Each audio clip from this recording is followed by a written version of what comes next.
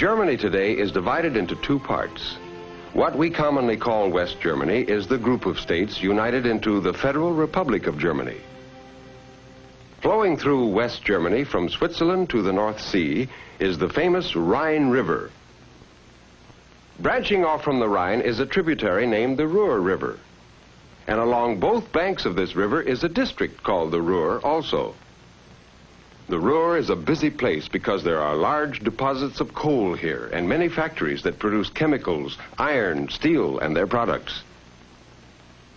The gray skies, always filled with smoke, tell us how productive the area is. Danger, mixer tipping, the sign says. It means that hot molten steel is being poured. Eventually, the steel is made into railroad cars, locomotives, and other products that are important to all of Europe. The people in these factories work hard to support themselves and their families at home. In Essen, a large city like our Detroit or Pittsburgh, we're going to meet a family named Müller. They live in an apartment house. Mr. Müller is known in Germany as Herr Müller.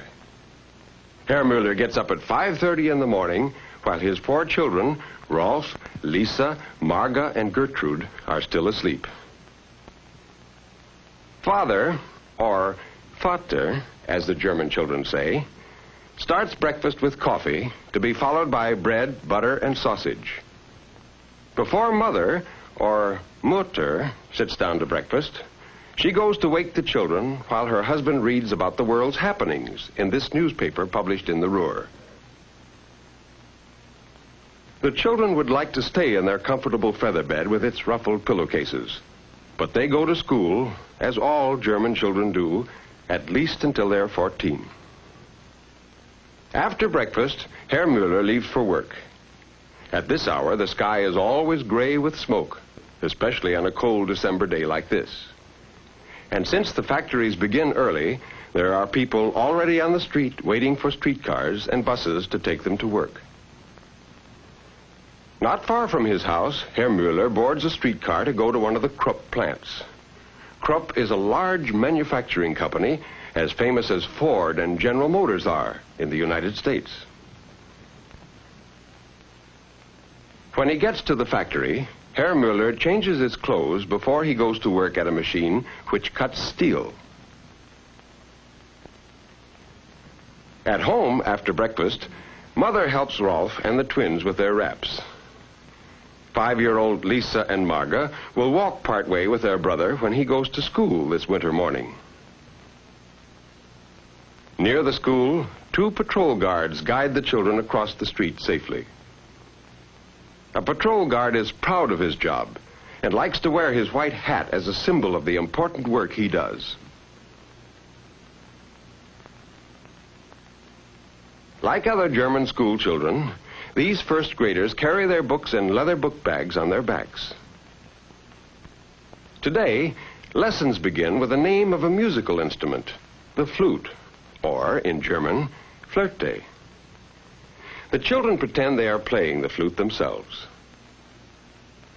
Then the teacher recites a poem about 2 boys, and the children respond with hand gestures. The teacher, Herr Fahrenberg, enjoys his work with Elfriede and Rolf, Hans, Erich, Ingrid, Sigrid, and the others. About 10 o'clock in the morning, when the children are getting hungry, there is a recess period. Milk is distributed to all who've paid for it. The children consider it a special privilege to be the milk monitor. Today, Sigrid gets the chance to practice some of the social graces. The rest of the children talk and laugh quietly until the reading period begins.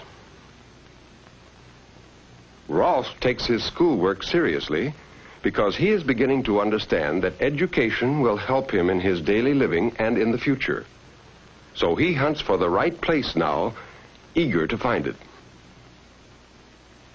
Meanwhile, Lisa and Marga come in from out of doors to look for a mid-morning snack on the cupboard shelves that are as familiar to them as the refrigerator is to us.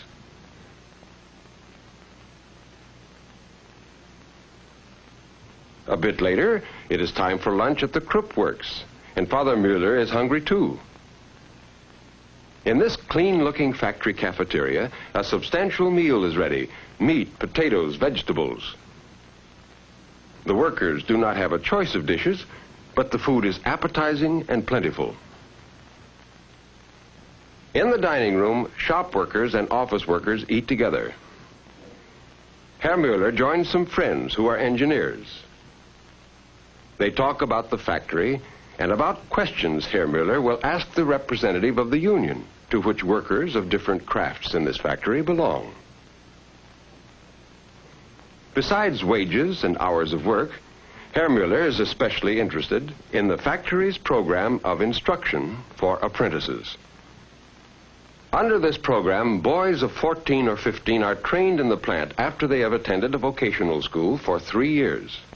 In this way, they learn their trades thoroughly and get valuable experience.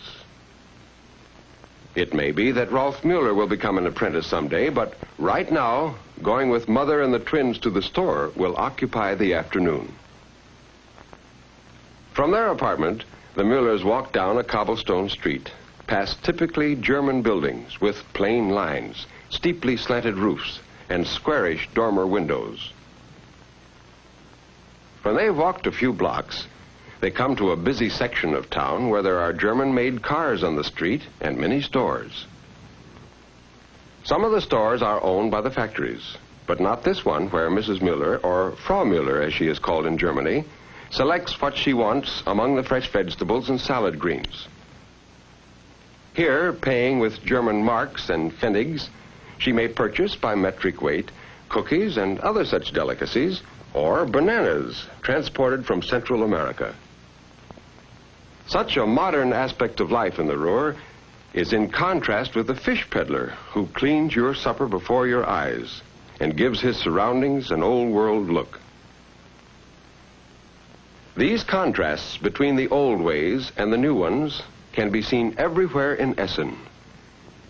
Here is a building that, in style, looks backward to times gone by. Yet not far away is a church so modern in design that seeing it is like peering into the future. The children living near accept the modern look of this church as readily as they do their newly built houses. They take change for granted, as we do.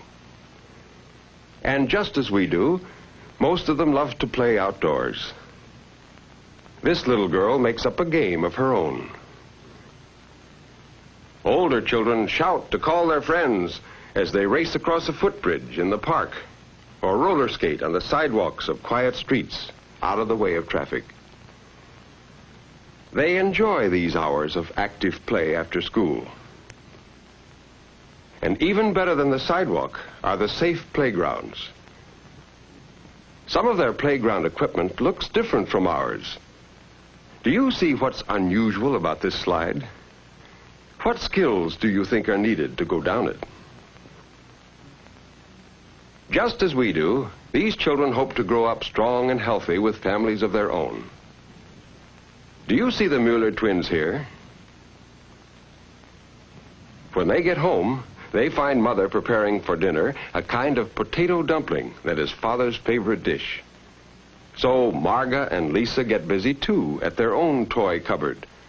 This requires close attention, for while they play with dishes and linens, they are learning to be capable, industrious housekeepers like their mother. Good homemaking is the pride of all German women. Frau Müller's neat Chinese stove burns coal, and it works well. She grinds potatoes to make the dumplings, and with them she will serve beef stew, since the family usually has vegetables and fish or meat for dinner.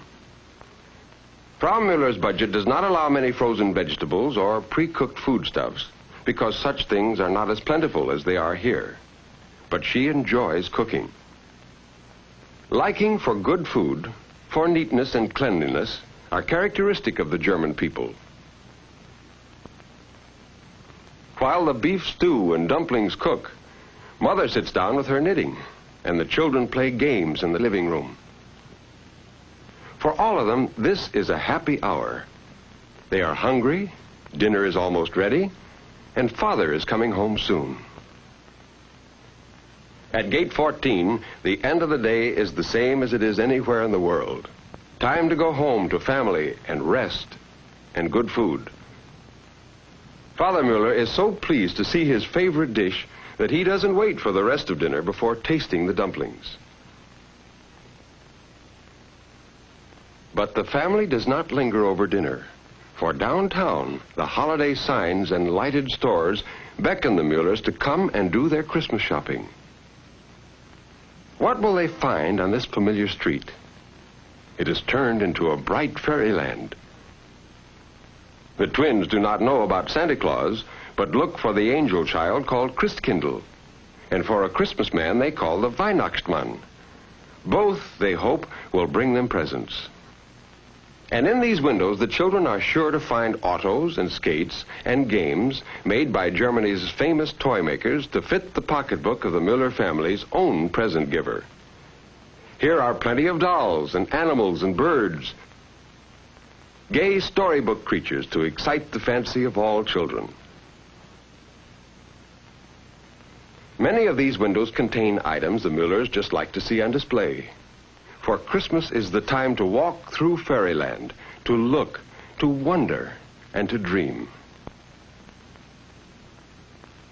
The message of Christmas, with its deep religious dream of goodwill to men, comes to the Muellers again as they go together to Mass on Sunday morning. They are wearing their best. Father Mueller, the long leather coat so popular here.